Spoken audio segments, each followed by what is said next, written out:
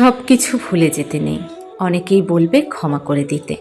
ক্ষমা করে দিলেই যে আপনি মহৎ বা উদার হয়ে যাবেন, এমনটাও কিন্তু না। ক্ষমা হলো এক ধরনের আশকারা। তাই মন যদি ক্ষমা করতে না চায়, তাহলে কেন ক্ষমা করবেন? সব অপরাধের ক্ষমা হয় নাকি? কাকে ক্ষমা করতে হবে আর কাকে ক্ষমা করা যায় না, আপনার বিবেক সেটা আপনাকে ঠিক বলে দেবে। জানেন, জীবনে এমন কিছু ক্ষত থাকে, সে ক্ষতে কোনো মলম কাজ করে না। হাজারবার ক্ষমা করেও সে দাগ কখনোই নিশ্চিহ্ন হয়ে যায় না। কিছু অপমান, কিছু কথা, কিছু আঘাত, কিছু মুখ কোনো দিনও ভুলতে নেই। সব ক্ষত মুছেও ফেলতে নেই। যে ভালো করলো, যে ভালোবাসলো, যে সহযোগিতা করলো, তাকে যেমন মনের মধ্যে রাখবেন, তেমনি এর উল্টো পথের মানুষগুলোকেও মনে রাখবেন।